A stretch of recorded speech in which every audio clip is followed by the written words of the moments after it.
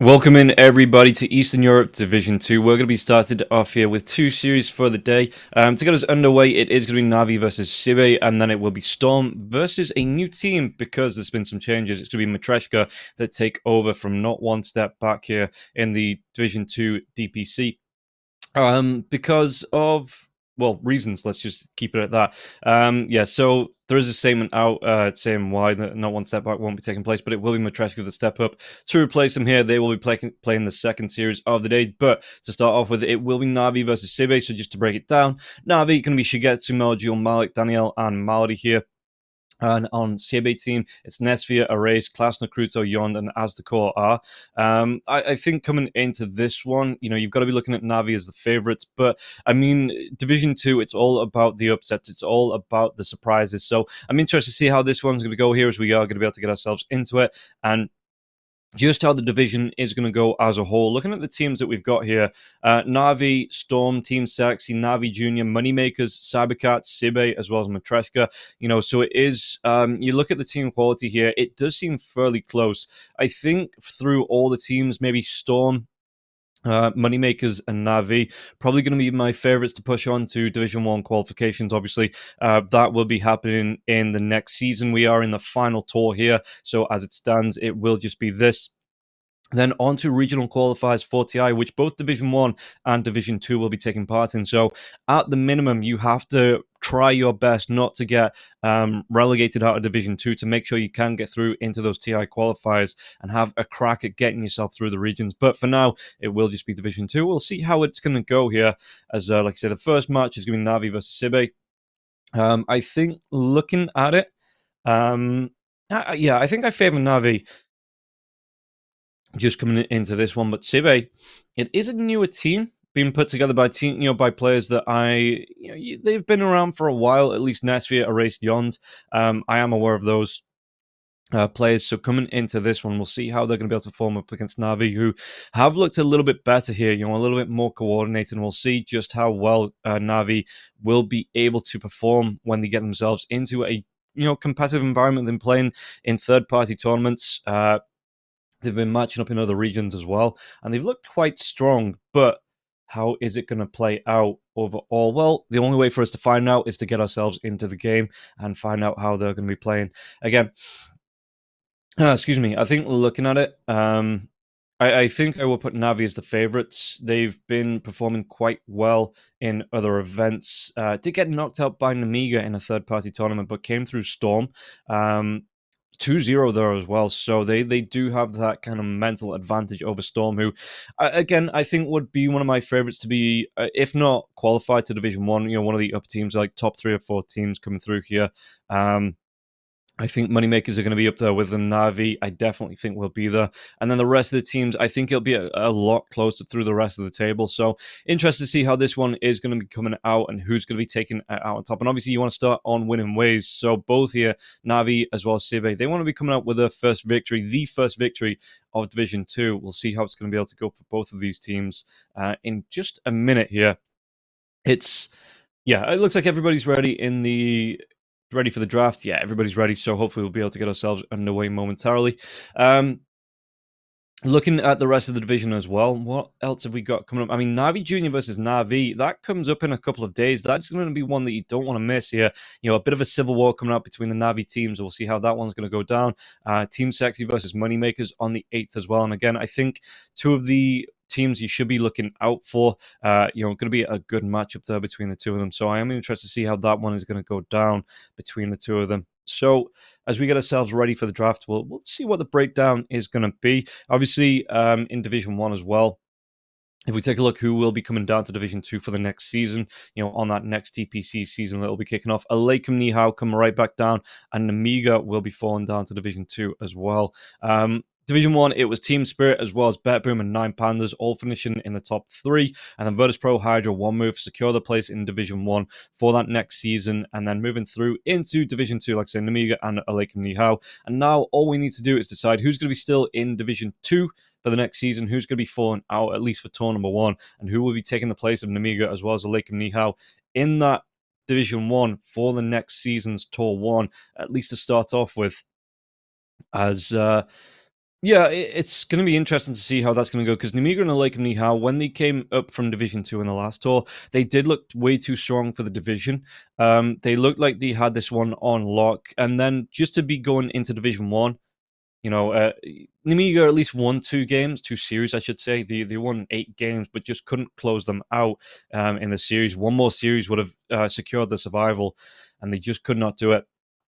Ended up going down in tiebreakers. Meanwhile, Lake Nihao went 0-7 in terms of series. So, yeah, it's like I say, they seem to be these tier 1.5 teams that are just way too good for Division 2, but just can't keep themselves going in Division 1. It doesn't seem like, and they both will drop back down, which is unfortunate for both teams. But, I mean, they've already done it once. There's no reason when the next season rolls around, they can't do it again, and they will still be in there for the TI qualifiers in that regional qualifiers, because at the minute it looks like, well, with the rankings going on, we'll see what's going to happen at the major, but at the minute it looks like all three of Bet Boom Spirit and Nine Pandas are moving through. In fact, Nine Pandas 70 points off. Team Spirit, not too many points off either, 140 points off securing TI. So if they place in points position, I think at the major, what's the lowest points you can get? Let's take a look. Navi's turn. So yeah, if they finish 7th and 8th, rack up their 300 points, the minimum points they can get. In fact, I think if Bet Boom get that as well, they will, all three of them, be going to TI. But for now, we will be getting back into Division 2 as we get ourselves into this draft. Going to be the Bloodseeker as well as the Doom being banned out here from Navi. The Medusa and the Techies. Yeah, Magnus. No surprises there. What else? Spirit Breakers, Pugners, Venomancers, Bat Riders. There we go. The Pugner comes out straight away. And could be matched up with the Storm. And then the Silencer right after. I like this reply here from Navi immediately as well. They see the Pugner Storm Spirit coming out, and they're just like, Silencer. Straight away, Silencer. If this Storm Spirit dives in, gets caught out of position, and there's a Global Silence available, he shouldn't be getting himself out alive, even with the Pugner. Well, no, the Global Silence is going to stop the reverse life drain coming out from the Pugner as well. So it looks like the Storm Spirit, this might have been a trap laid here, or they just see this combination coming out. It is fairly popular, the Pugner Storm Spirit combination. So no surprises that Navi just goes straight in for the Silencer when it wasn't banned out in this first phase. And yeah, Spirit Breaker is still available, Bat Rider, Venomancer. What else have we been seeing? In fact, what have Navi been drafting? Let's take a look at what they've been playing. So, Oracle's coming out for them, Slarks as well, Pangolier. Yeah, these Universal Heroes seem to be ruling the meta at the minute. And then up against Storm, even saw a Ricky, but the Void Spirit is still available. Whether this is going to be the carry Magnus or the offlane Magnus remains to be seen just yet. Obviously, we're only in the first phase of picks. So it's going to be a really nice flex here for the side of Navi. Turn to ban. As they do ban out the Slark, so SIBE thinking this will be the offlane Magnus, so maybe thinking Vanguard into that the Harpoon to come out for the Magnus into the Blink Dagger, and then maybe back for a Crimson Guard for him as the Morph does get removed. Morph is a really good hero up against the Universal Heroes. Once you get that Aghanim Scepter, you get 40, I think it's 40%. So you get 20% stat strain anyway. And then with the Universal Heroes, so obviously with Strength Heroes, you get status resist, attack speed on Agi Heroes, and so on and so forth. But with Universal Heroes, you do steal another 20% of their stats. So the Magnus, I mean, any more Universal Heroes, Void Spirits come out, Wind Rangers. Wind Ranger's been pretty popular in the higher level pubs. Maybe not super successful in the pro games, though. So we'll see how it is going to go for Navi's draft. Whether they are going to be, I mean, both sides looking to maybe pick up some Universal Heroes. Again, Pangolier is still there. The Void Spirit, Wind Ranger. We're seeing the Bat Riders and the Techies is banned this time. But yeah, even the Beastmaster's banned out as well. A couple of Marcies, not too many Marcies, but just a couple. Snapfires haven't really been that popular at the minute. So we'll see here what Navi really want to be going towards in terms of next ban. They ban out the Enchantress. Okay. SIBE, I mean, they've both got a decent amount of reserve time left on both sides, but straight away SIBE just say, we want to be taking away this puck. They puck into the RP, It's a lot of coordination that you need on the side of Navi, but again, they've been looking good between the two of them. I think Navi maybe have that kind of advantage coming into this one.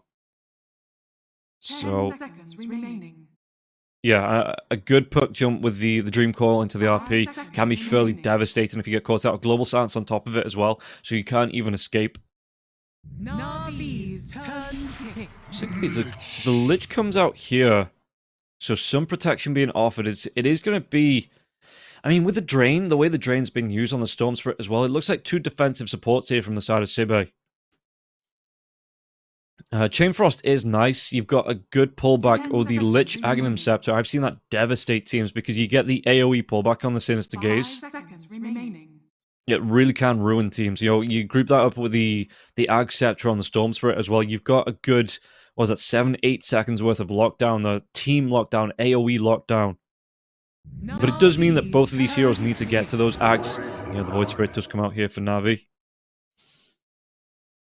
Might suffer a little bit in the lane. Up against the Storm Spirit. The Storm Spirit obviously throws out a lot of magic damage here. But overall, good rotation ability coming out with the Astral Steps, as well as being able to get in with a Dissimilate. Resonant Pulse damage, you know, as well as the Remnant Catch to come out with Void Spirit. He does have a really good kit, and again, the Universal Hero stat growth, the damage growth on that, is to go for a Rubik. Okay, so you've got to be worrying about giving away the Chain Frost, maybe giving away the... even a Nether Ward wouldn't be the worst thing to be able to steal. Nether Blast as well with the damage amp that comes out from the Rubik. Okay, so 10 seconds remaining. we'll see just how SIBE are going to try and respond to this one. 5 seconds remaining. What are they looking for? An offlaner and a carry? Other popular carries. What have I been seeing recently? Yeah, Monkey King's coming out. A couple of Wind Rangers in there, thanks to that, you know, the Universal Hero buff. What do you really want to put with this Lich, though? What did I see yesterday? Well, it was the Bloodseeker with the Bloodseeker's ban out. And Ursa, not too bad. You get the slow from the Frost Blast as well as the jumping from the Earthshock. It is going to be the Terrorblade. Okay. So, how did Navi want to respond to this? Do they actually put this Magnus in the position 1? Because you can deal a decent amount of damage coming through with the Empower damage stack. Build into like a Skadi there as well for the extra stats, that extra damage to come through. Dire team ban. I think you do need a +1 here though. If you're going to try and kill the Terror... If this is going to be the offlane Magnus, I mean, the offlane Magnus does really well against the Terrorblade. If you have something like the... Well, he's going to have the Rubik next to him, it seems like, that puts out damage with the Fade Bolt, Telekinesis as well. And then the Skewers and the Shockwaves, that all adds up in terms of damage. And the Terrorblade, he's a high armor but low health hero in the lane. And until he gets that Sunder, can be put under pressure in the lane here by the 2 big burst spells coming out on the side of Navi. Yeah, and SIBE think this is going to be the offlane Magnus as well, so we'll see how that one's going to play up against the Terrorblade. I do think the Magnus has that advantage. Again, you stack that damage up as well, the Empower damage coming through the Terrorblade. When the Metamorphosis is down and he has to play close to the Magnus, he really is going to suffer in this lane. 5 seconds remaining. As Navi. What's their final ban? Thinking of offlaners. And what do they like to play as well? Taking a look on SIBE. So Class Nakruto, what else have I seen him play recently? Because I have seen, I can't remember what it was. Dire team ban. Yeah, they ban out the Underlord. So I wonder if they want to go for something. They've got to go for a pipe builder here. You know, maybe something like the Tidehunter as well that gets the built-in protection from the Kraken Shell, but can build into the utility of a pipe. Just to offer that protection, the Anti-Mage gets banned out as well by SIBE. So Navi got themselves a decent, just over a minute of reserve time here as well. Oh, time overall to pick up their final hero. But yeah, I think with the amount of magic damage coming out on the side of Navi, you definitely need that kind of, you know, the pipe building offlane hero. So many have been taken away, though. The Underlord, the LC, the Doom, all being taken away. So what are they looking for, maybe? Would you go back? Timbersaw might not be awful. Again, up against the Universal Heroes. The Stat Steal as well from the Whirling Death. Mars, not super popular. Primal Beast seems to have fallen out of favor as well as the Dragon Knight. Darkseer could always be an option. Depending on, I mean, they're all going to be able to respond to whatever Navi pick up here. So, SIBE, they can have a quick think about this one as Navi coming right down on that reserve time Dire team pick. for this final pick. And it's going to be the Ricky. Okay, so some good physical damage to come through. Can get on top of the Terrorblade here as well. Does a decent amount of damage to Cloud Silence before the BKB comes out for the Terrorblade. Stops that Sunder from being super effective in the fight as long as you stick on top of him. 10 seconds remaining. And how does SIBE want to respond? 5 seconds remaining. Maybe... Would you go for something like an Axe here? Maybe not the Terrorblade now. Just trying to think what... The Ricky... Bristleback, is there any breaks? I mean, you could still go for the Silver Edge on the Magnus if you wanted to. Wouldn't be awful. Even as a core hero. But yeah, no, the Bristleback might not be an awful pick here for the side of SIBE. Again, gets very tanky anyway. Can build into that pipe. The Vanguard's going to be nice into the Crimson Guard as well for that hero. Gets fairly unkillable. We'll just see if SIBE, what are they thinking of? And again, coming through a lot of this time here now as well. They've got themselves still 45 seconds left on the clock to think about this final pick. So, what is it going to be here? Now select your hero. For the side of ship. Okay. So we're going to see a off-lane bounty hunter. I'm not sure how much I like this, just because... I mean, he's going to be able to track onto Shigetsu, you know, he will be able to keep an eye on the Ricky, see where he goes, but I'm just thinking... You know, the support bounty hunter is really amazing, but how much benefit do you get out of it being a core bounty hunter rather than an off-lane, rather than a support bounty hunter? Can still go for the protection for the pipe and the Crimson Guard if you want to. Roam ability should hit the 6 a little bit quicker. But I'm not really impressed with the core bounties at the minute. I think the support's where it's at, and I think core bounty's a bit of a waste of a slot. But maybe they were just kind of forced into this one. Couldn't think of a better idea here. The gold coming through, it might be, you know, the bonus gold from the tracks, it might be beneficial. We've been seeing the bounties, or at least I've been seeing the bounties go towards like this Solar Crest build, trying to get that early on and then roam and look for kills. But I think the side of Navi, they're just fairly tanky, they're fairly survivable here. So it's going to be interesting to see how they're going to try and play around this bounty hunter pick. And I don't know how much I like this one coming out, but, you know, it's for them to prove me wrong. We will be taking a quick word from our sponsors, I do believe, before we get into it, though, and then we'll crack on with game number 1. Bets on esports, bets on streamers, impressive bonus system, welcome bonus up to $600, cashback, artifacts, regular promotions, daily giveaways. Try yourself as a bookmaker. Great lines. EGB.com, more than just a bookmaker. Of you do I have to kill? Nothing So, personal. we're just doing the pause. Nobody's missing out on anything. It looks like we just need to sort the webcams out. Looking at the odds for the two teams as well. A little bit closer than I thought it was going to be. You know, Navi coming through as the favourites, but 3-1 here for SIBE. It's not the worst odds in the world. Navi, yeah, I think you'd be mad not to put them as the favourites, but we'll see how close this one's actually going to be here between the two teams. As we do just get ourselves ready for game number 1. Not in it quite yet with the pause coming out. Item-wise, anything interesting? Blood Grenade here for the Lich as well as the Pugna.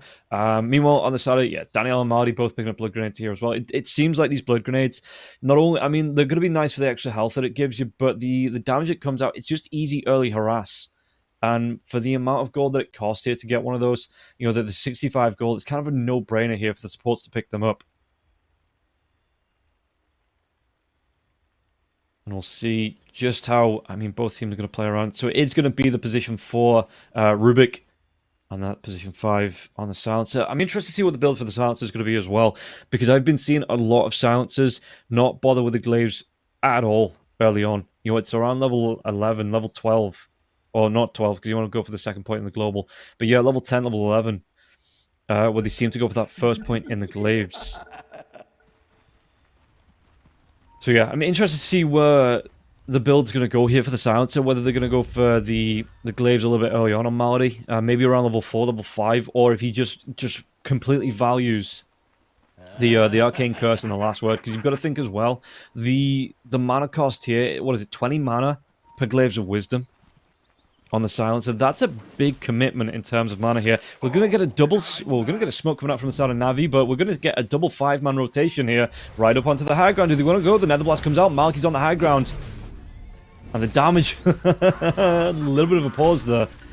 As the reflections onto Navi, it does force them away. They find everybody on the side of SIBE. And just play away from this one as well. The wards do go down. Who went down first, though? Looks like it was actually the Radiant Ward, but do they get the D ward coming out? The Sentry will be here, and all of a sudden Navi are blind in the mid lane. So, are they actually stacking up? No way they're stacking up. Yeah, the Ricky's moving himself away. The D-Ward comes out here as well from SIBE. So it will be, I mean, both teams losing these observers, but at least you're going to get some gold over for it on Yond for getting the D-Ward out. In fact, it is going to be the observer gold cost here as well.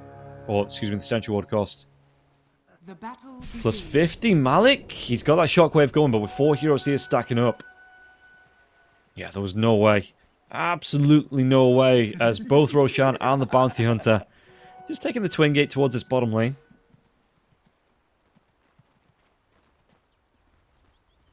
So let's see. Shigetsu on the lane. Immediately, yeah, they have to get this Watcher capture on the Bounty Hunter. I mean, the protection coming through, so he's going to be able to jump into the Twin Gate and immediately come through into the Watcher's path, steal that away from the side of the Radiant. And it is a really nice Watcher to have, because it means as a silencer, as the Ricky push up like this here, there could be a backstab to come through from the Lich. If that top lane starts to go really nicely, the rotation comes through from Yon now as well. But the backstab here onto Class Nakruto could be taking a lot of damage from the curse, from the damage from the Ricky, and Yon will suffer a little bit too. But yeah, if this lane starts to push up towards the Dire Tier 1 tower, and they feel comfortable on the top lane, the Lich can rotate through, look for a backstab here, but maybe they're not going to be comfortable at all here in this top lane. Nesphere starting off level 1 in that reflection, so Danielle going to be able to do a lot of damage with the Fade Bolt. The Shockwave's coming through as well, and Nesphere, this is what I was saying, 516 health on the Terrorblade. The Shockwave, the Fade Bolts are going to be devastating here to the Terrorblade. A little bit earlier on. Level 2, he does get the Metamorphosis out, so can offer himself a little bit more survivability, you know, attack at range, put out a decent amount of damage as well. But just early on, Nesphere is going to suffer in this lane. And I think the Ricky shouldn't have as bad a time as the Terrorblade here. You know, because really, what damage is the Bounty Hunter going to be putting out on this one? Yeah, the Nether Ward comes through now as well. The backstab onto Yon. Now, Yon's going to be taking a lot of damage. To Blood Grenade here as well. Is it going to be enough to take him down on the bottom lane? No, Pugna. He has that stick for the survivability, but everything being committed there. He's not got a lot of life left here as well. Only one Tango. So, Shigetsu. Yeah, he's going to be safe to farm on this lane. And again, I think this is going to be a bit of a safer lane. The Ricky, the Terrorblade, the Shockwave comes through. Malik, he's going to be able to pick up the first blood using those one charges. Keeps himself alive. And even the Courier coming in now with this Ring of Health. Malik, he's just going to be A-okay in this lane. He's got a decent amount of regen to come through now as well. And yeah, you get the first blood on the Terrorblade as Malik. Terrorblade, he's really not going to be chuffed with this. We'll see if he's going to try and come up for the Horacia and Nesphere, because I mean that he's already used the Metamorphosis. That is down. Malik will go down, but I think he's going to be comfortable with a reset. Dead for 14 seconds, you just get all of your health, all of your mana back, and you just completely reset, because Nesphere is not going to get a whole lot of that out of this while he's dead. So Melodule going towards the water in his race. He's got himself a bottle as well. It looks like Melodule wants to get a crash with the Remnant, drag back onto a race, and a race going to be taking a lot of damage from this one now as well. Melodule, though, going to be out of mana. As Melodule, he's got that water in to pop if he needs to in an emergency. Meanwhile, the top lane, Danielle, could have taken a lot of harassment out for the Terrorblade. Netsphere will be able to secure that kill. Yeah, the Sinister Gaze coming through as well. While this is going on, though, Erase. Meljo's going to be able to chase him down. Does he get the damage? It's only a level 4 on Erase, so he's not got the ball lines to get himself away from this one as well. The Remnant comes through, but Meljo will get the kill. Even steals the bounty away from the Dai side as well. And Shigetsu takes down Yons, kills left, right, and center here. And game number 1 of Navi versus Team SIBE. So Malik. Yeah, once this Vanguard comes out as well, the health, as well as the regen, the damage onto the Magnus from the Terrorblade when the Metamorphosis form isn't there, it's going to be negligible. And how far away is he from it here, Malik? He's about 150 gold. So this creep wave, as long as he secures most of the last hits, should be able to, probably will be able to secure this Vanguard here as well. And actually went for the second point into the Shockwave before going for any points in the Empower. So he's not too bothered at the minute about, you know, going mad on farm, which, you know, once the Empower starts to come out, it is a free Battle Fury pretty much here for the Malik. But for now, he is looking for the harass onto the Terrorblade, maybe looking to get a couple more kills onto the TB before the TB starts to move himself into the jungle. But I do expect at level 4 here, the Magnus just looking for one more last hit to get himself that Vanguard as well. He's got his courier at the side shop, so it will buy out and move it in. Level 4, what's he going to go for? I'd assume now this is where we start to look for the Empower onto Malik. Meanwhile, back in the mid lane, the race is level 5, but Void Spirit's close to level 6. It's going to be the Vortex Strike back in now. It's over the Remnant, so he just responds in kind here. Void Spirit, though, out of mana. Let's take a look at the top lane. There is going to be Netsphere just walking himself into these neutrals on the bottom lane now as well. Malady is trying to use the stick charges, keeping himself alive. Won't be alive for too much longer. Shigetsu, does he want to try and go for the kill? It's Class Nakruto. Taking some damage from Shigetsu here now as well. Moves himself inside the smoke. No sentry there. And it's in fact a sentry ward for the Dire. Just to make sure that this Bounty Hunter can get himself away from, if he needs to, you know, just get himself away safe. Meljul diving onto Erase in the mid lane. So Erase, how's he looking? Level 5 here, but the Silencer rotates in now as well. It looks like with the Catapult wave coming through, they want to at least put pressure onto this tier 1 tower. Malady is hanging around, maybe to force a rotation through from the Lich as well. So there could be, I mean, look at the map. Rubik as well as the Lich, they are moving themselves into the mid lane. Going to dive in onto the Storm Spirit once again. The Remnant comes out now as well. Blood Grenade's going to be there. The silence, the damage onto Storm. Surely he goes down. He will. And Malady's going to want to pick up this kill. Malady's now playing body blockers for the Void Spirit to make sure Void gets himself out alive. Meljul is low, but a Haste Rune as well as his Mortal. He can, if he wants to, just TP himself back to base, heal up, and then haste himself back to the mid lane. In fact, it looks like he's just going to walk himself back, make sure he's got that TP. He's in the bottom lane. How's it looking here? Bounty Hunter is at least picking up the last hits. He's got himself that Vanguard as well. So he shouldn't be super harassed yet from the Riki, but as soon as this Riki gets the Diffuser Blade, I think that's where it kind of changes story here as well. But Shigetsu losing a little bit of gold, lost his courier as well. Yons just making a move here for the Wisdom Runes. Lich on the top lane might get a little bit cheeky looking for the invade. But yeah, Danielle's going to be close. Does he actually win the foot race for this now as well? No, Telekinesis comes out, and Danielle, well, the body blocks are going to be here now as well. And it looks like even with the Sinister Gaze, Lich, he can't move when that's out. The rotation comes out from Meljul, and this is going to cost Lich his life just for trying to get the cheek of trying to get this Wisdom Rune here. And Meljul picks up the kill. He'll be able to haste himself back into the mid lane. I mean, while this is going as well for the rotation from the Void Spirit, the Silencer is sitting mid. So he's soaking this XP, trying to get himself to level 6. And it was no points into the glaives early on here for Malady. So just relying on the full damage here from the Arcane Curse as well as the last word. Dire's middle tower is under attack. I would have liked maybe a 2-on-2 build for the Silencer, especially if you're going to try and get aggressive. You know, look for the rotations, look for the kills. Erase with the jump in now as well. But he doesn't go for the Vortex. He comes out now as well. But Meljul with the Astral Step away. Malady might just give his life for this one as well. The Storm Spirit going to be low on mana. Dire's top The tower Arcane is Curse under as well as the attack. last word kicking in as well. So we can't overcommit here, Erase. And Well, Yond.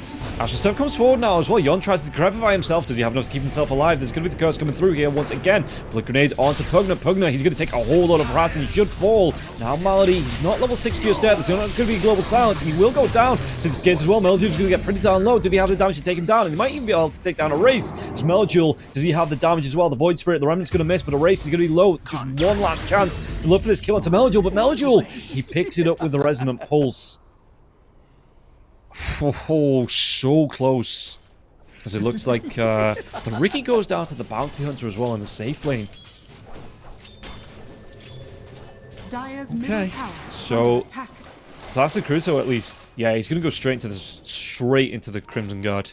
Level 7, so he got a track kill from that as well.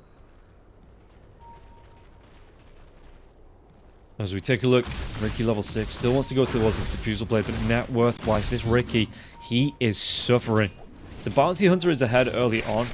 Yeah, and I think the Magnus should start to catch up with that as well. Once he's got, again, 3 points into the Empower.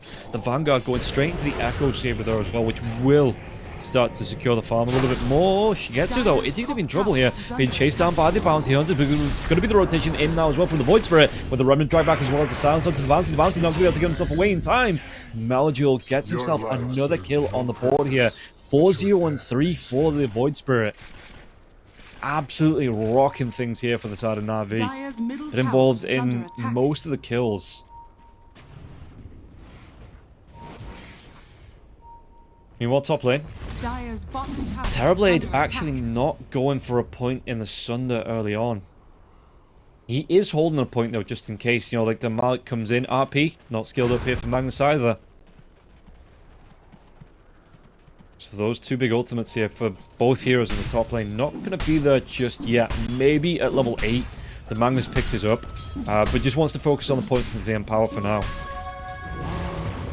Meanwhile, back in the river, we could be seeing some ganks as Malik just wants to apply the pressure. Lich will go down. Malady picks it up. And again, level 6, no points. Level 7, surely. Especially with how aggressive you are being. Silence of 4, 2, and 2. What got stolen? Could it be the Nether Blast here for the Rubik? So the Rubik, level 2 on the Nether Blast, plus 1 point in the Arcane Supremacy. Won't be able to drop that Spell Amp here onto the Tier 1 tower. And again, Catapult coming in onto this one. Yons, he drops that Nether Ward just for some early protection. And it looks like the smoke coming through from the side of Navi now as well. They want to be going on to this Bounty Hunter again. Sentry Ward is down. Faster Cruto. No way he gets himself away from this one. He had the Curse of Last Word as well as the sounds coming through from Shigetsu. Faster Cruto trying to run himself away to the south. But did they have enough damage to get the kill? Oh, we get a crash on the Magnus. Yeah, Lich. He's only just come back alive. And it looks like Meljul was able to pick up that kill as well. Hopefully, with this crash on Malik, the RP was committed for this, but hopefully... Oh, excuse me, Malik's not going to be too far away from reconnecting. Again, hopefully it was a crash, you know, no major issues after that. And we'll be able to get himself back into the game.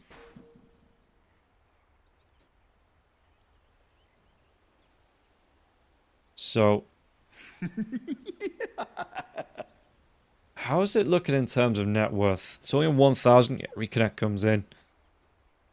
Only about 1,000 gold in favor of Navi, even though they are 6 kills up here. You look at the net worth difference between the Terrorblade and the Riki. There's about 1,000 gold between the two teams. The odds not really shifting between the two teams here as well. Bounty Hunter, we'll see if he's going to be able to get himself away from this one. Do they have the chase down ability? It looks like Bounty Hunter, he's going to accept his fate. Maybe trying to run himself away here. Could potentially get himself into the Roach Pit. Trying to deny himself to the big man, but the dust comes out. They've got the lockdown. Surely they've got the kill as well. They absolutely do. And Yon's trying to do what he can to protect this mid lane tier 1. It is only the Void now as well. Nesphere farming through the jungle. He's even popped this Metamorphosis for his illusions. There's Daniel. He's stolen the Shadow Walk on the Rubik. No way. So he's going to be able to scout out. But nobody else close. So not going to be able to take advantage of this. And yeah, Nesphere... even if the Rubik found him, shouldn't have been put under a whole lot of pressure. You know, the Rubik might have just stole some XP from him here. Daniel just in that Shadow Walk form. Malik going towards the Echo Saber, yes. Not too far away from that one now. I think he needs just the Ogre Axe. Yeah, he needs about 600 gold to complete this one, Magnus. With the Empower now as well. Oh, Danielle, Global Stance comes out as well. There's going to be jump onto the Storm Spirit. Storm, can he survive through this one? The Remnant won't grab onto the Storm Spirit, but still the Global Stance comes through. Erase. He takes a whole lot of damage. They don't get the kill just yet, and the reverse life drain coming out from Yond as well. Just trying to keep Erase alive, but Yond, he might lose his life from this. The backstab comes through. Shigetsu will get the kill. Do they have the lockdown onto the Bounty Hunter now as well? They do, and if they've got this damage, Melodule maybe not wanting to hang around here. He just backs himself away. Rubik, I'm pretty sure he's like 99% he wants to try and steal that track. But for now, he's just going to settle for the ball lightning. There's Malik. He gets that tier 1 tower on the top lane. How's he looking for the Magnus? So he's got the Ogre Axe coming out for him now as well. So the Oblivion Staff already there. This is going to be the Echo Saber, the 4 points into the Empower. He's already at the top of the net worth, but he should skyrocket ahead here now as well. Especially with Danielle getting these stacks up for him in the Radiant Triangle.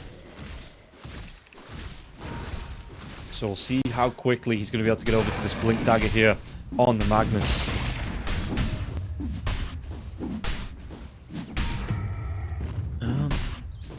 How's it looking overall here? The Terrorblade's still second in net worth, so the Riki still has some catching up to do now as well. Dive into the mid lane here. Storm Spirit wants to get the kill onto Melodule, but Melodule, he will be away. Bounty Hunter, still straight into the Crimson for him. And then the Solar Crest to follow up after that. So it's going to be the Crimson Guard and then like the poor man's Crimson Guard to follow up. So he wants to go all in on his survivability, at least for himself, but you know, for the full team as well. Storm, maybe thinking of a dive there. The Pugna isn't close, so it would have been a 4 versus 3. The track is up. Bounty, does he want to try and step in onto this? Melodule, though, drops a Remnant. It's going to be the dive in, so the Storm Spirit gets caught here now as well. And the rune, it's not even going to be on the bottom lane. It's going to be an Arcane rune here on the top. And we'll see. It looks like it's going to be the Die side that win the race to this. Oh, yeah, the Void Spirit tries to jump in, but Erase gets it first here. As the Bounty Hunter rotates in, gets some damage off onto the Silencer. Malady is even going to be the rotation coming out from Nastria, and it looks like Malady is going to go down. This is going to be more track gold going the way of the Dire. The meta was popped for that there as well. So the Terrorblades, just trying to get what he can out of this. The farm speed coming through as well here for the TB. He's already got himself that Dragon Lance going into the Manta style now for the Terrorblade. But again, Malik, once he gets his Blink Dagger, I do expect him to get aggressive. Start to look for rotations, sets up with the rest of his team, get these RPs out as well. Blast and Cruto going for the track onto the Riki. It's going to be the Medallion of Courage coming out here for the Silencer. So let's see what they're going to try and be able to do. Shigetsu's still tracked, so they know exactly where this Riki is. Going to be the dive on the backlines from the Storm Spirit now as well. Malady can try and get himself alive. Global Stance comes out. Malik, well, he was teasing that RP, but he wasn't going to throw it out there with nobody about, just in case that Storm Spirit came way too close to him. And it looks like they're going to be happy here on the side of SIBE. With that Global Stance going down, they just back themselves away. They look, heal themselves up, go for a quick reset. And maybe try to get themselves back in range to get the damage off. And look for the kills.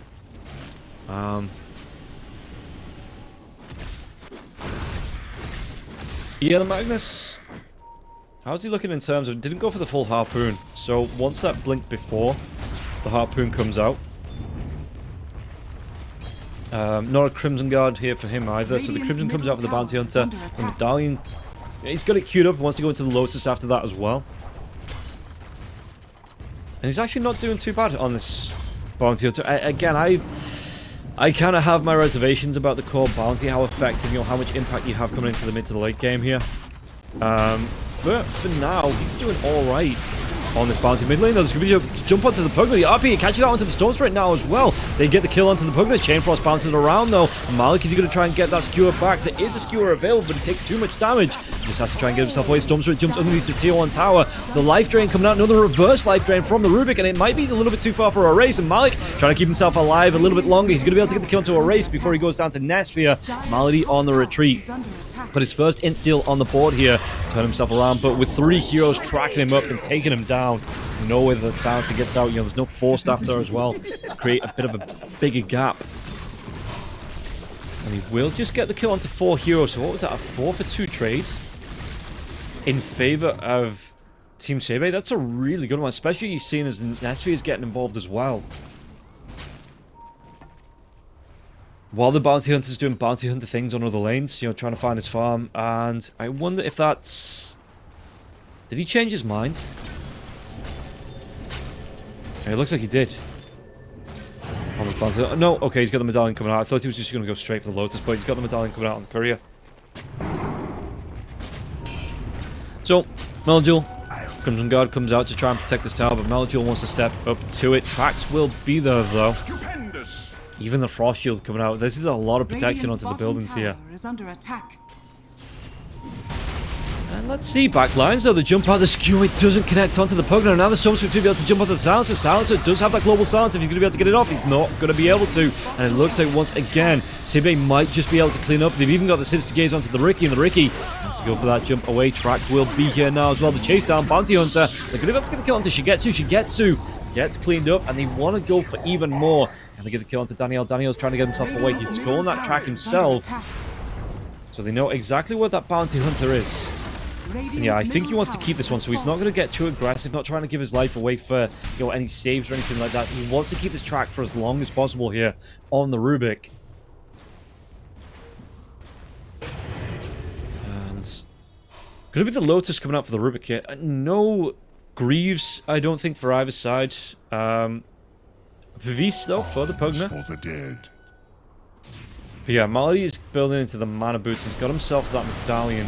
But I'd be really surprised. It's going to be the full soul crest here for the Silencer.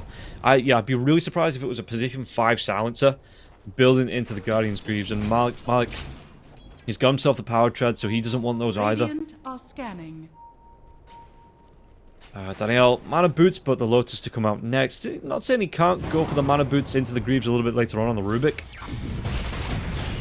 Not really the biggest builder, though. They do get to jump back onto the Soul Spray. RP comes out now as well. A race. He's going to be taken care of, cleaned up, and killed off here. Malik, really good jump in on the RP just to make sure he got it off. Under attack. And how's he looking? 400 gold away from that Harpoon recipe as well. He's already got the Diadem out. Dire's middle tower is under attack. Meanwhile, not checked in on the Terrorblades items for a while. He's actually changed his mind, so it's not going to be the Hurricane Pike after the Manta Style. It will just be straight into the Skadi. No BKB here for Nesvia either.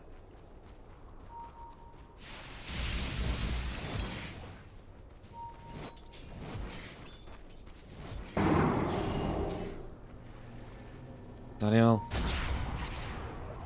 Well, jump in. It's going to be the Soul Spray. He wants to try and get himself on top of Meljul, but the Remnant was already down. Global Silence comes out. Can they get the damage through now as well? The Pavis trying to offer some protection as well as that Frost Shield onto the Bounty Hunter Storm Spray. He's going to take some. He's going to take a lot of harass from this, but with the reverse drain coming out from Yond once again, back to full health in no time at all.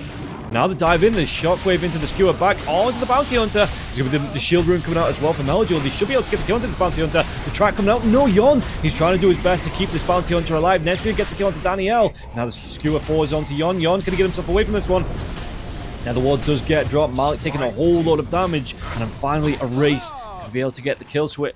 Again, even though the engage comes out there from Navi, you know, SIBE, again, Navi, I pegged them as the favourites. We came in as the odds. They were the favourites coming into this one, but it just seems like SIBE, time after time, just keep getting these favourable fights. Just keep getting the pickoffs that they need, and not losing too many core heroes in these fights as well. This Terrorblade is getting big now as well, and I don't know if the Riki, being 4,000 gold behind, 5,000 nearly, if he's going to be able to stand up to him here. The Fusel Blade is coming out, but I don't know if the Riki has the damage at the minute to even get the pick off onto the Bounty Hunter. Never mind the Terrorblade that's building into a Skadi. Not going to be too far away from that as well, gold-wise. He's about 200 gold away from it, 300 gold away from it here, the Terrorblade. It is a big ask now for the side of Navi.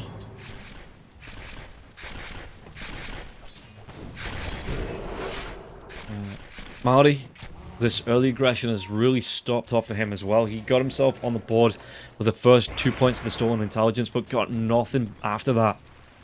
I genuinely would have liked to see him just take a point in the glaives before maxing out the Arcane Curse.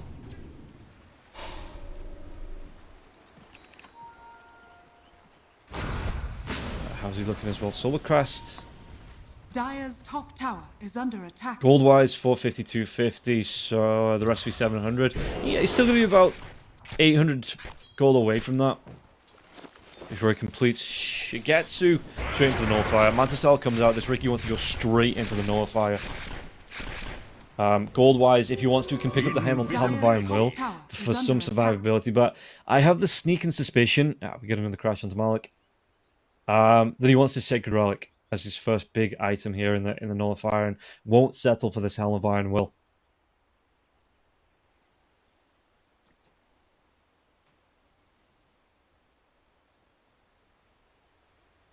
As it's looking, you know, SIBE, they are just grouping up as like 4 or 5 heroes. They're looking pretty good. And now this, again, the Scardy's out for the Terrorblade. I wouldn't be surprised. Look at that. 3 Van Braces coming out there as well. You've got yourself the double Orb of Destruction. And then everybody else is a bit of a mix mash. But there's obviously a reason why. And with the Van Braces coming out, the Storm Spirit loves the Spell Lamp. And then the Terrorblade. The extra attack speed plus the armor coming out here for the Terrorblade. And obviously the stats that come out from that as well. Actually went in for a cheeky bracer on the Terrorblade as well. Okay, okay. Anything else? Power treads most of the way through. Silencer's still rocking the 3 blood grenades. So he wants to be putting out as much damage over time, just as much chip damage as possible here on the Silencer. Rubik, just the mana boots available there. The Void Spirit with the Manta Style into the Echo Saber. Terrorblade, like I say, the Scardy coming out. They've got the Manta Style there as well as the Power Tread. Dragonlance into a Butterfly, so no Hurricane Pike at all here for the Terrorblade. Butterfly's going to be really nice. Against the Ricky, the Magnus as well. The extra armor is just as well as that mischance. Terrorblade should be really low, as long as he can get to that. I mean, why wouldn't he get to that? Because net worth wise, he's ahead by about 4,000 gold. He's not being slowed down. 8-1-1 here on the Terrorblade too. He's just having a really good time here on Nesphere.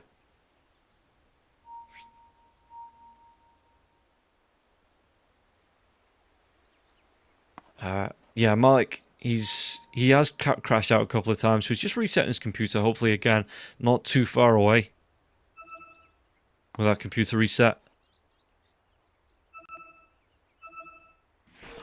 How's the Bounty Hunter doing as well? Because I did rag on it a little bit, but I mean, Bounty 5th in net worth, Solar Crest, as well as Crimson Guard to come out for him, BKB to come out for the Bounty Hunter sometime soon as well.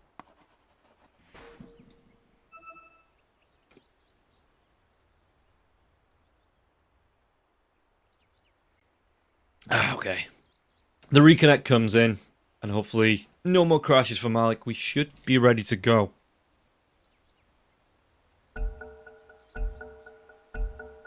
I owe you one. Radiant are scanning. Nesphere just continues to farm up. Actually looking through the Twinger, gotta be careful. Is under attack. Did he move into yeah, they are. They're moving themselves into the Roach Pit. And I wonder if Navi have a read on this one. They don't have that scan available if they want to use it, and it looks like straight into the pit, SIBE go. And Navi, they're not going to be able to get there in time. There's no way they get across the map. Never mind.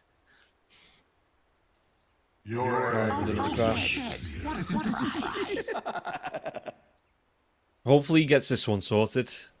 Because I think the pause time, I'm not actually sure how long we have left on that pause time, but still, you don't want to be crashing out like this, especially in the first game of a potential best of 3.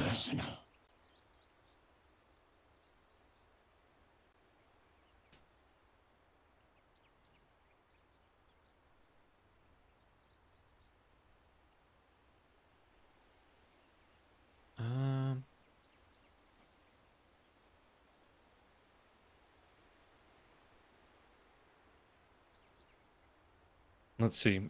Magnus, at least he does have that harpoon up now as well. I've seen some really disgusting plays with a harpoon. Just a harpoon right back into a skewer.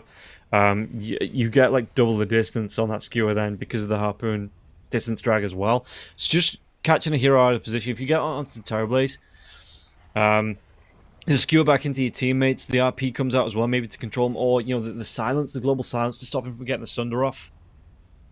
Though he does have that Manta style to purge that one off.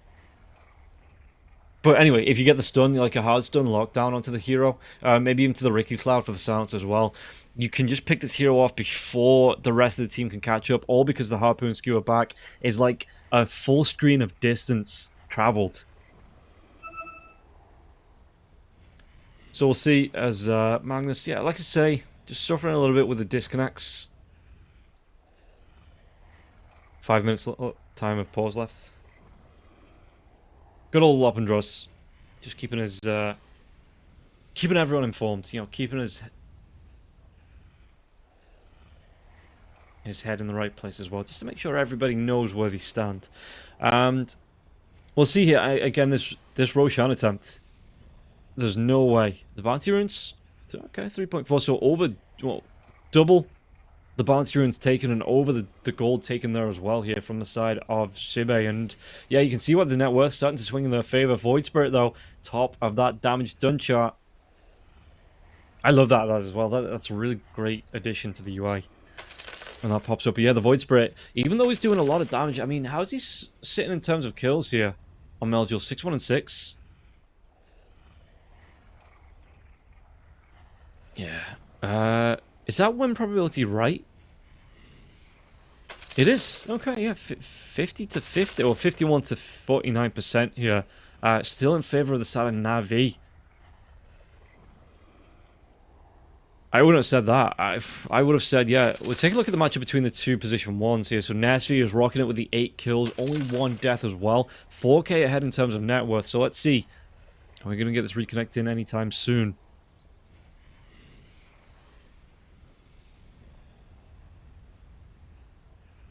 Both teams just trying to, you know, maybe have a bit of a break, a bit of a breather as well while we have this pause time coming through. Just get up, give, you know, quick stretches in. Make sure you're ready to go when the game reconnects. And Magnus, he's right back into it. Hopefully we'll be right back into it too.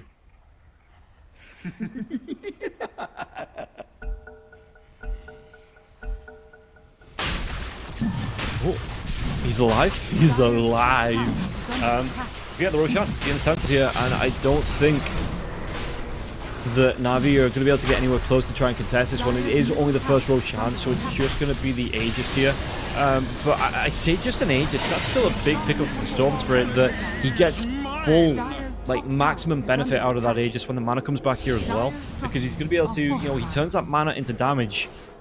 So the more mana he has, the more damage he's going to be able to output. And with the second round, if he goes down, hell, technically a third round if the battery comes out from the Pugna. Just constantly refreshing him here with the reverse drain. Let's see just what he's going to be able to do. I mean, 23 minutes in, obviously it feels a little bit longer because of the pauses, but overall,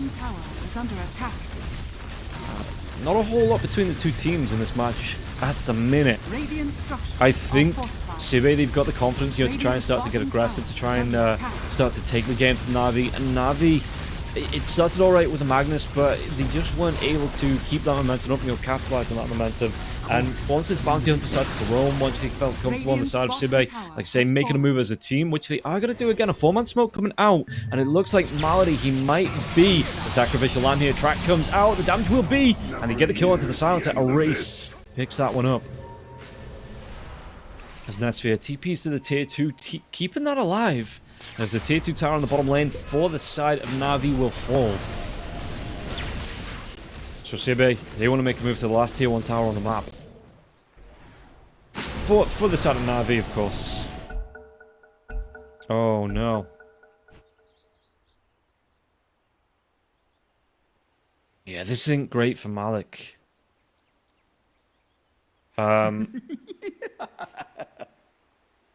Maybe Navi are going to have to play with a standing coming into the second game if Malik can't keep these crashes from happening. Fantasy points. I don't know what use we have for fantasy points in Division 2. I suppose they've got 5 minutes to change out the PC. Or just under 5 minutes here with the time they've got remaining on this pause to do it as quick as possible. 2.5 minutes. Oh, that is a... Like, that's a big ask. I've seen F1 pit stops, you know, that wouldn't be that efficient. 2.5 minutes to change out a PC, get into Dota. Okay, clock is ticking. And yeah, I think this is where SIBE, especially with an Aegis now as well on the Storm Spirit, they're going to look to completely throttle Navi back. You know, just pull this one right back into, push Navi into their base, keep them locked down, keep them from being able to roam around, find the farm on the map, and just try and swap as much of that map as possible on the side of Team SIBE. Navi, I'm not sure how they break out of that base. Magnus, if they get a good jump, I mean, it can't be onto the Storm Spirit now because you've got that Aegis onto the Storm, so he will just be able to get himself away, even with the lockdown coming through. I think you've got to try and get the lockdown. You'll get that jump onto the Terrorblade, pull him out of position, and then pop that global there as well, just to make sure Yond can't regen him up, even if the Manta Style comes out from Nesphere. Just make sure that the Terrorblade can't be regened up from any outside sources.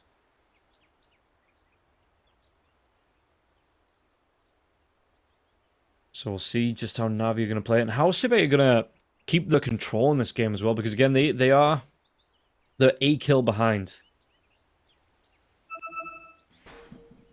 But with this track gold coming out, you know, with the amount of time and space they've had on the map as well, the last hits going the way of the Terrorblade, he's got 50 over the Riki, and the Riki's just not been able to find any of these kills as well, or not as many as the Terrorblade. The Terrorblade going 8-1-1, and the Riki 2s across the board. You know, I'm yet to see Shigetsu, after the laning stage, have a major impact in any of these fights. Like, he's been around for a couple, but he's just not had that major go factor that, like, the Terrorblades had when the Terrorblades got involved here in these fights.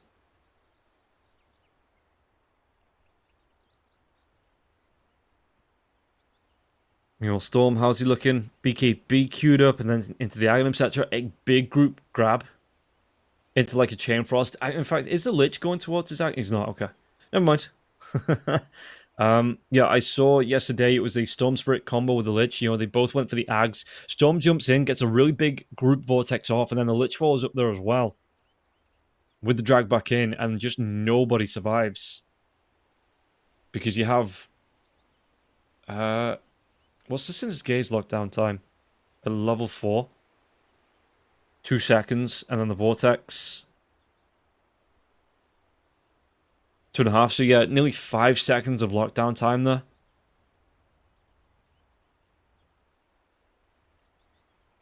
Oh, okay. Looks like... Team SIBE. Do they want to give over some pause time? It looks like they will offer some pause time here to Navi.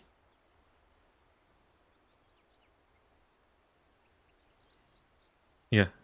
In the sake of sportsmanship, you know, just because they don't seem to be having any issues. I don't think they'll give it all away, but like 5 minutes or so, just to try and get Malik back in this game.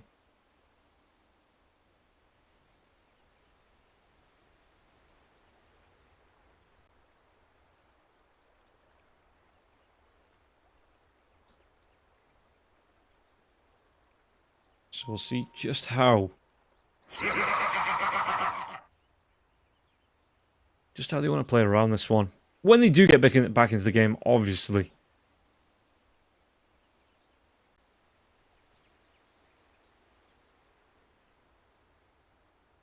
The pause remaining, I mean, the Magnus, I'm surprised that the Magnus hasn't tried to change that Vanguard into a Crimson Guard at any point. We've got the Witchblade up on the Storm Spirit here as well. Illusion Rune in the bottle, so that could be good for another team fight coming through here. But yeah, I just wonder how Navi are going to try and play around this one, because they don't seem to be getting that jump in. They don't have a big amount of burst damage either, you know, that quick blow-up potential damage that comes through that can just clean off a couple of the supports. They don't have that backline dive as well. I think the biggest problem is that the Yond has just had some great positioning where he can just sit back and heal up the rest of his teammates. And NAVI, once that global silence is over, there's no way to try and deal with that Pugna. So nobody can jump to the back lines. Nobody's dragging him in close, which that harpoon might solve here. And it's just a little bit of a question to me. Can they really deal with, if the constant regen comes out here, the constant support from the Pugna, are they really going to be able to get any of these big picks on the Storm Spirit or the Terrorblade? But we will see just how it's going to go. Meanwhile, on the other side, yeah, the Bounty Hunter's having a really good time. Again, Storm Spirit and Bounty Hunter down there in terms of net worth behind the 3 cores on the side of Navi. But even with this net worth, the Terrorblade's sitting up about 4,000 gold behind the highest, ahead of the Ricky. And it just seems like this Terrorblade, every time he shows up to a fight, has more impact than when the Ricky shows up. So we'll see if that's going to change with the Ricky going towards this Nullifier. You're going to be able to deal with his Grapifies if they come out defensively.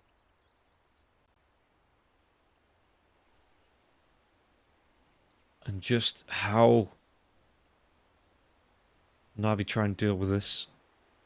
I mean, the Void Spirit, again, we saw the damage chart coming through a couple of minutes ago that they were top of the damage chart, that Void Spirit, but it doesn't seem like, again, they're having that big impact. I'd like to see him be able to jump to the back, maybe go towards an Ag Scepter as well. It's going to be a Nullifier for the Void Spirit as well, it looks like. But, yeah, like an Ag Scepter for the Void Spirit, just so we can get the Resonant Pulse silences off. You know, maybe dive to the back lines. Get this silence off onto the Pugna a couple of times and just stop the reverse drain from coming out.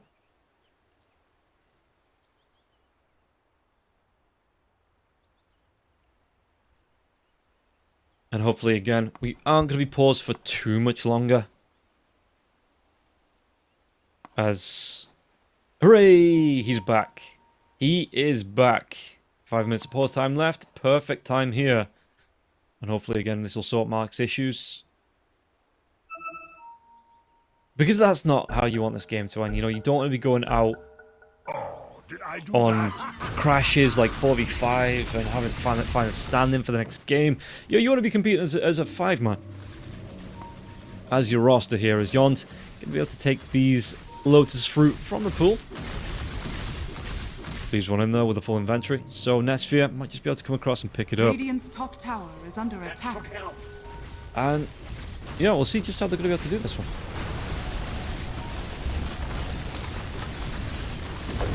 So Nesphere pushing out onto the tier 1. There are still tier 1s available.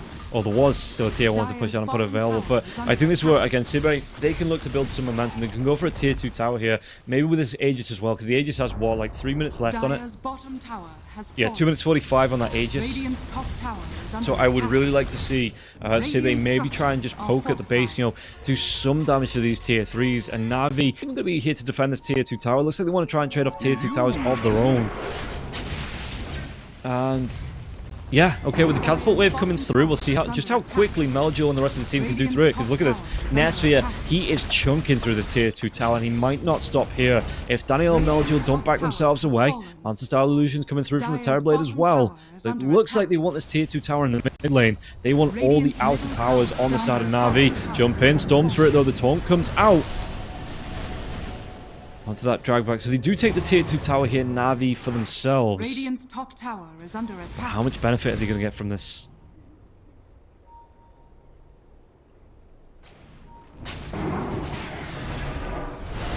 So, Storm Spirit, it looks like they want to go for this Tormentor. Who gets the charge? Let's take a look, see. It's going to be going the way of the Pugna. So the Pugna gets the drain onto the, it's what, 75% efficiency. And you drain everyone in an AoE close to the Nether Ward.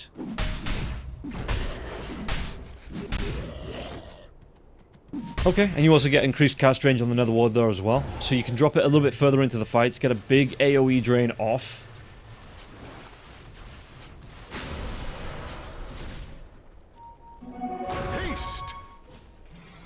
And let's see here, this tier 2 tower in the mid lane for the side of NAVI. It's not taking a whole lot of damage, but this might be about to change here as Melgil looking at the farm with the race. He might try and go for the dive onto the Void Spirit. It's going to be the Storm Spirit coming in now as well. Just cleans up onto the creep wave, sees the illusions from the Manta style. Void Spirit though, going to be able to give it the old walk away. So Ricky has a nullifier. Melgil still going for his. Ricky wants that BKB up next as well. Shigetsu, the Empower coming out. Going to offer a little bit of extra farm here, but they've got the drag back, and they're going to be able to capitalize on this one as well. The Terrorblade, he just says no. He marches into the enemy base. He's going to try and do the damage onto Daniel. Daniel going to get himself away from this illusions. No, Nesvia cleans him up. And now the tier 3 tower, no Rubik for 30 seconds. Maldi's not close, Shigetsu's not there. Even Melgil trying to do damage to the tier 2 tower. So this tier 3 tower in the mid lane, it is going to be sieged down here. And Malik, he tried to do his best. Harpoon into the skewer back, but that is going to be stocked close. Global Silence comes out, the RP now as well. He locks down onto the Terrorblade as well. The Storm Spirit, but Malik has to walk himself away from this one. Malik's going to go down. Shigetsu, damage onto the Storm Spirit. The Storm Spirit still has that Aegis, don't forget, for 6 seconds. They weren't able to play the time out. The Storm Spirit will go down there, reset, come right back alive. And this is going to be a lane of racks going the way of Team SIBE. In fact, did they stop here? They've got a full roster coming out now. Ultimates looks like they're pretty much all up here, apart from the Chain Frost. So the Raxes will go down. You've got the jump in onto Daniel now as well. Couldn't get the kill. Erase though in the silence from Shigetsu. Nesvia gets the kill onto Daniel with the illusions chasing in. And once again, it's going to be 2 heroes dead on the side of Navi for the next 30 seconds or so. So let's see, Navi trying to do the best to defend this base. Again, Magnus back up in 15. Do they have... I mean, RP's down for the next minute.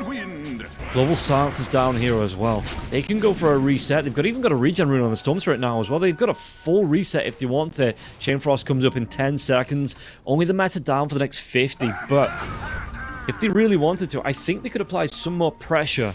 Hell, no, they'd probably just wait for the next meta to be up.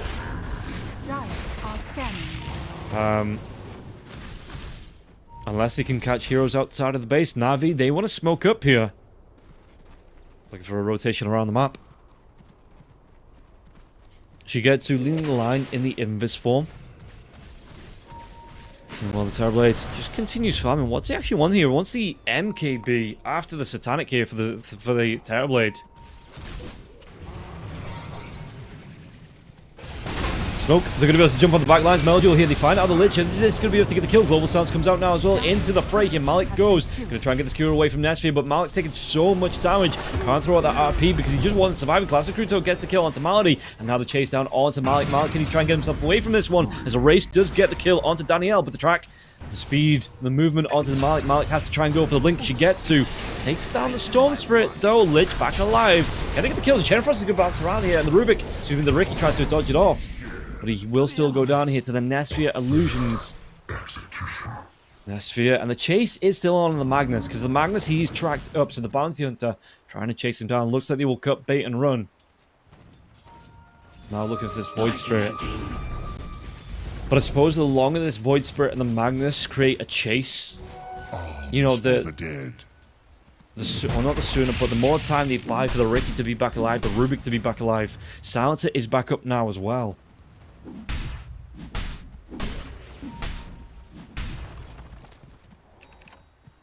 Malik finally going towards this Crimson Guard. I mean, he got the pipe as well. That's some nice protection for the rest of his teammates. And yeah, what's he? He's a recipe away, so what's he? 400 gold, 350 gold here, the Magnus, from completing that one. Meanwhile, Melgil, Nullifier did come out from the Void. Ricky still going towards that BKB. Going to be about 1,000 gold away from this BKB on the Ricky.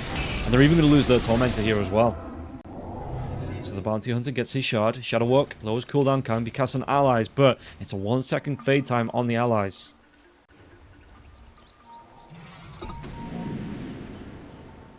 And yeah, SIBE. Again, great position in this game. Roshan, just under 2 minutes away here on the big man before he's back in one of his pits. What's it going to be? Nighttime up in 3 minutes here as well. So if you time this one right, SIBE are going to have a minute and a half to take it down before Roshan starts to move.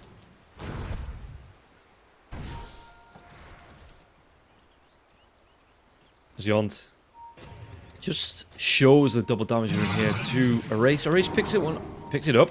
Oh, Daniel. He could be in trouble here now as well. The jumping comes on. The Storm Spirit onto the silence on the backline jump. And they should be able to get the clean off onto Malady. Malady goes down there. Double damage being popped just to make sure they secure that kill. And now Daniel, what's he going to steal? He steals that track. Throws it right back onto Classroom Kuto now as well. He's got himself a jump away with the Ogre Steel Totem. But the Storm Spirit, he wants to go in right in onto this Daniel. The TP, does he get another Vortex? It is still there. They get the lockdown. They get the kill. And Roche, 50 seconds away. So he won't be up just yet. We'll see if Navi want to make the push happen. Excuse me, if SIBE want to make the push happen into to Navi's base.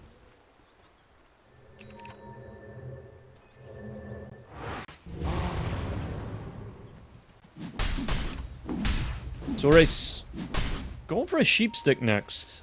How's he looking on that? He's got the gold if he wants it for the Mystic Staff and about 50 gold. Bounty Hunter going towards a Hex of his own here as well.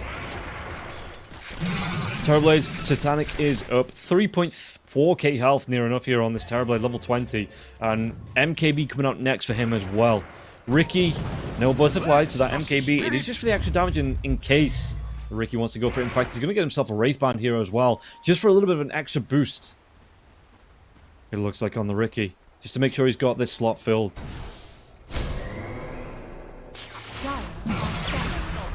Come on, Roshan. It has been started by the side of SIBE. Navi, are they going to be able to get here in time? Well, let's see. Chase down.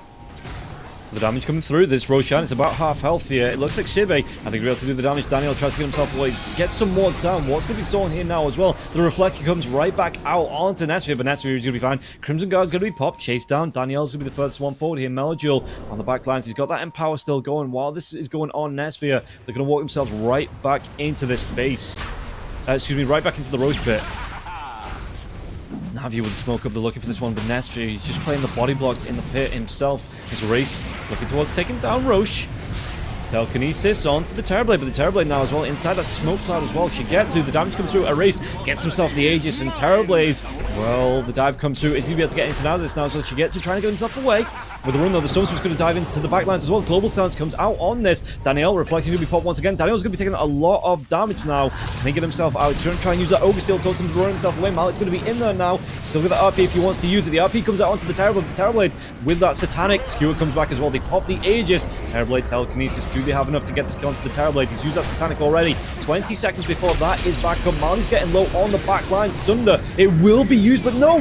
They get the kill onto Nesphia! What the... Okay. Erase. He is zapping himself around though, and Erase is trying to get himself away. Storm Spirit's going to be able to get the TP out. They get the kill onto...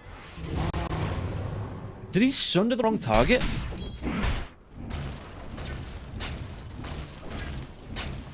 And yeah, no, they have the lockdown. They get the kill. And all of a sudden, Navi, I think, right back into this one. They got the kill onto the Storm Spirit, popped that Aegis. So they do have the ability to do it.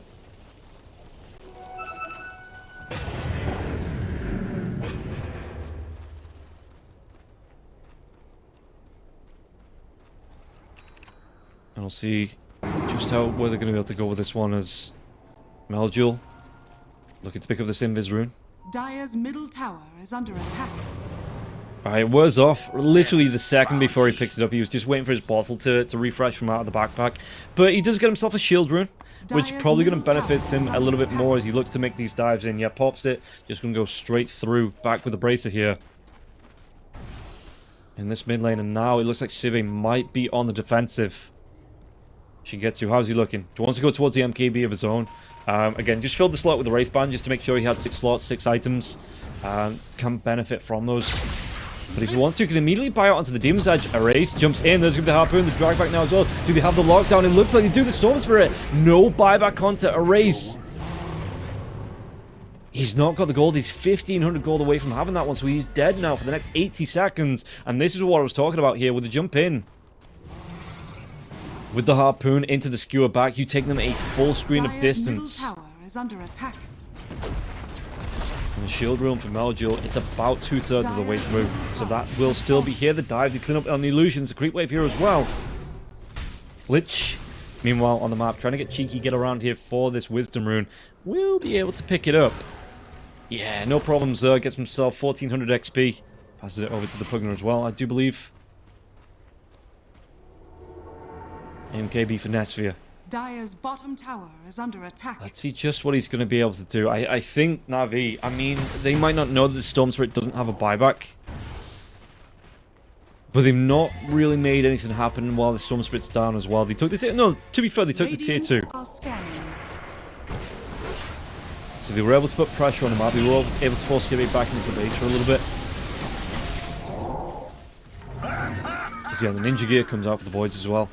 25 agility just adds to the stats that he has. Movement speed is nice as well for the Void.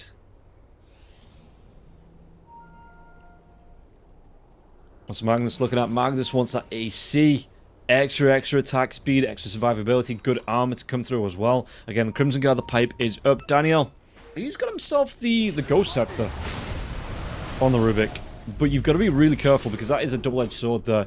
If you pop that Ghost Scepter and you're taking damage from Yond, you know, or even from maybe the Chain Frost bounce around from the Lich, you're just going to straight up disappear.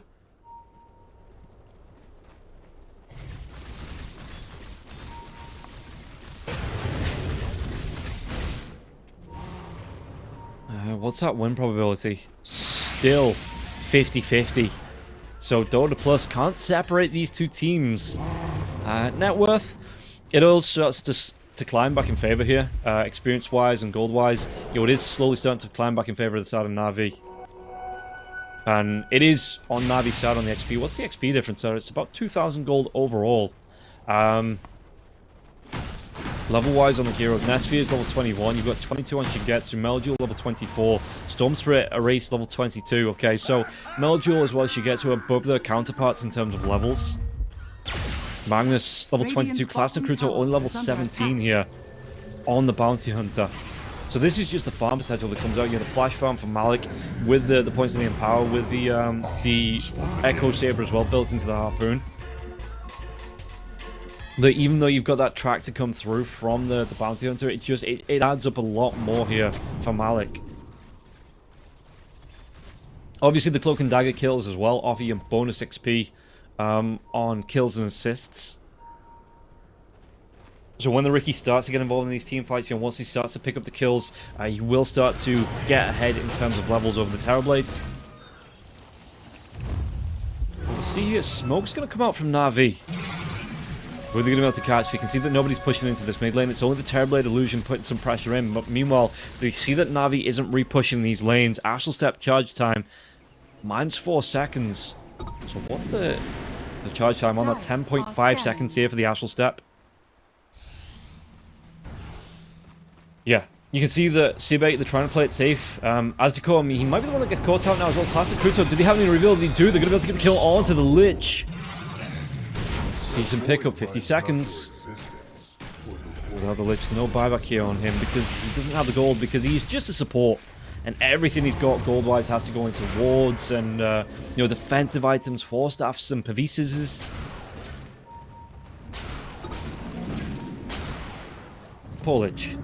In a literal sense as well. As, yeah, Melduel coming through in the mid lane, just trying to clean up this creep wave, the push in from the mid lane. What can they do? I mean, this Lich back up in 24 seconds already. So not a massive window for Navi really to make something happen here. Item-wise, Storm did pick up the axe. Again, the Satanic coming through onto Nesvia. What's he got queued up next? It could be the BKB here for the Terrorblade. Radiant are scanning. So what, you just get rid of the boots? Radiant's bottom tower is under attack. You have movement speed on the Ninja Gear anyway. Which it isn't as much, you know, as Power Treads, but it's still move speed. It's still quite nice. So you can get rid of the boots, you know, swap in the...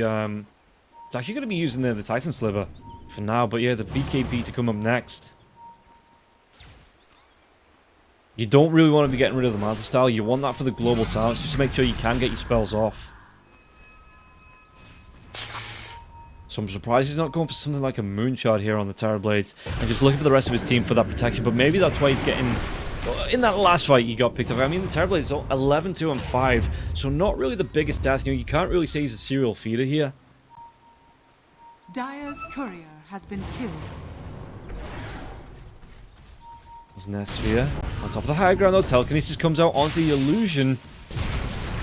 The jump in the back lines, they've got the jump. It's only going to be the Lich that they do catch. They have this reveal now as well. The Chain Frost actually bounces to the neutrals and back to Malik. The damage coming through global silence. They get the kill onto Astacor, and Erases jumps himself in, pops up. BKB will be able to get the kill onto, but it's going to be the buyback coming through here from the Magnus. He wants to come right back into this outpost. Back lines, Erases getting really darn low. The chase comes through. The Bounty Hunter is going to be cleaned up as well. Do they get the kill? They do. They take down 3. It's going to cost them a buyback here onto the Magnus. They might be able to go for even more Nestry. He's trying to go for the TP away. So we're running anything to drop here now as well. And RP, it's already been used, but still, they're going to be able to get the kill onto the Terrorblade. And the Pugna, the only one to get alive because he jumps out to the Twin Gate now. And Roshan, they're going to be able to clean this one up. And this is an Aghanim Scepter on the Rosh as well. Big commitment. You know, it doesn't show the buyback of the Magnus on that fight recap, but that was a big commitment there to get the 3, the 4 kills on the side of Team SIBE. And Shoei with the Sages. They want to try and maybe even things up in the mid lane. This mid lane is constantly pushing in. So you send the Rubik back to push it out with a Fade Bolt. Yeah, and just do what he can. Just force these super creeps back. Meanwhile, the bottom lane, the Lich. He's going to spot it. Yeah, Melajul picks up the Wisdom Room. Though, Astacor actually carries on going into this one now as well. And Melajul, he's going to be able to get the kill. You certainly were a presumptuous child. Is that... Okay, so the Watcher colors always confuse me. So it's not Watcher... So this is, you know, the red Watcher. I thought that was the Dire's Watcher. It wasn't. And it was actually Astacor being able to see the Lich. So the Lich, he didn't see that Wisdom Room being taken. And Melajul was just able to get an easy dive in. And get the kill onto the Lich. Now, take him out of this game for 28 seconds. There's Void Spirit with the Daedalus. Aegis. Octarine Core as well. Erase. Has to get himself out of the firing line. Magnus, the RP, is back within 5 seconds as well. So, Melajul could be able to come in, get the double vortex off as well. Do they have the damage to get the kill? Malik has to be really darn careful. He's already bought back once. He can't get killed off twice, but he does get the drive back into the bounty. They commit the RP onto this one as well. The BKB comes out for the bounty, but he's going to be controlled all the way through it. They get the kill. They take down the bounty. Can he force the buyback here as well? The gem is on the deck. Shigetsu pops his BKB. Maybe a bit of a mistake there. He does just wait it out.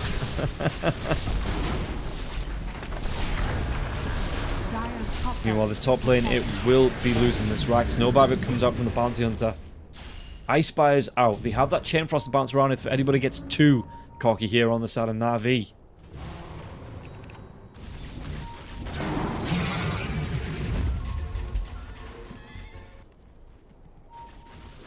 So they want to go. They want to clean up this racks here on the top lane. Melajul is sitting in the smoke form. He's waiting for somebody to come forwards. Cleans up the creep wave. Dire's middle tower. Malik, they are looking for... I mean, they've got the pipe, they've got the Crimson. If they want to, they can try and clean this one up. The Nether Ward behind this last pit of racked here on the top lane.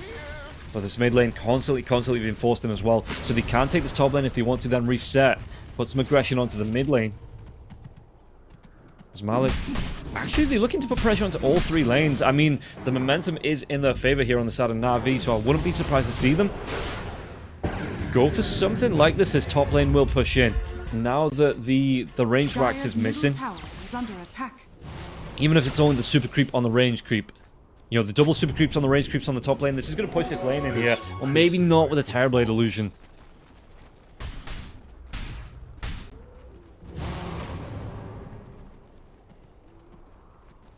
Radiant are scanning. As we see the Terrorblade trying to do the best he can with these illusions coming out, just to try and defend his base. The backlines, the jump comes in. Nobody gets skewered back, though. No RP for 5 seconds either. So maybe just putting the fear of God in them here. Maybe just saying, you know, this time we're going to let you off with a 1 in Melgil, though. Still has his Aegis for 1 minute and 40 seconds. He's going to pop this Manta style and just try and take down the Ice by the Drain comes through. You all know on the back lines, Melgil tries to get the dive in. Look at the damage coming through as well onto Pugna. Pugna. Global Stance comes out. They've got the lockdown onto the Void Spirit for a little bit and no skewer back onto Malik. Dire's bottom tower. Melgil, he got low but not killed off. Dire's bottom barracks are under attack. Shigetsu comes forward. He's got that Empower still going here onto the Riki. The back line, so they get the jump. Melgil's going to be able to get the kill onto Asco once again. And now the jump in, the skewer comes back. But do they get the kill? They do. They take down the bounty hunter. 3 dead on the side of SIBE. And this might actually look like a turnaround coming out from NAVI. 47 minutes plus stoppage time coming through here thanks to the pauses. And this looks like it's going away. They've still got the Aegis now for another 50 seconds. The vacuum comes back. But I think the Void Spirit, he's going to be happy if he gets taken down here. He's going to say, thanks. Thank you for that. I'll come back full health, full mana. The lockdown onto the Terrorblade. Storm Spirit will buy back here. Storm Spirit diving in. Gotta be real careful now. RP has been used. She's available onto Malik. Malik's going to be out of mana, but look at this. They clean up onto the Storm Spirit. Storm Spirit, that's a dieback here. Crimson Guard is going to be out onto the Terrorblade. Terrorblade, he still gets cleaned up. The Bounty Hunter will be the next one to fall. GG gets called here. Na'Vi. They fight back. They keep themselves in it, and they're able to close out game number 1 in 50 minutes. And really, yeah, I thought this one was in the bag when SIBE were pushing into the base. Doing the damage onto the buildings, you know, we were able to take down that first set of racks. I thought they might have gone for like the bottom lane, put the pressure on there, and try to force, you know, Na'Vi into another bad fight. But Na'Vi, they swing right back. That you can see I can see the graph up and down, proper roller coaster there, but always from about the 35-minute mark. Always climbing in favor of the side of Na'Vi. And Na'Vi just did really well to get themselves back into this game. They never gave themselves up. They got, obviously, the Empower coming out from the Magnus onto both Melgil, Shigetsu, and Malik himself. They were able to get a lot more farm a lot quicker than the side of... I was going to call them Castamere there as well. But, you know, they were able to get a lot quicker farm out. They were able to get this level advantage. Even if they were gold behind, they got the experience back in their favor, and they were able to just push on and take this game number 1. 19-1 on the Void Spirit. Shigetsu 8-3. So, again, not the biggest impact on this position 1. Riki compared to the 13-4 of the Terrorblade. Erase went 6-10. Bounty 2, 6-13. So, even with those tracks coming out there, you know, 2 kills and 13 assists, it's not the biggest amount of impact from the Bounty Hunter in the world. Malik 5-5-16 on the Magnus there as well. Yeah, and Na'Vi, after nearly 50 minutes, were able to fight back, get themselves back into game number 1, and close this one out. It was looking close. It was looking like Team SIBE were going to be able to take it, but Na'Vi with the mental fortitude to see this one out and get themselves back in, fight back into game number 1. So we're going to be taking a quick break, and we'll find out if it's going to be a 2-0 here for Na'Vi, or if SIBE can they fight back, make it a 1-1, force it to a 3-game series. We'll find out after this break.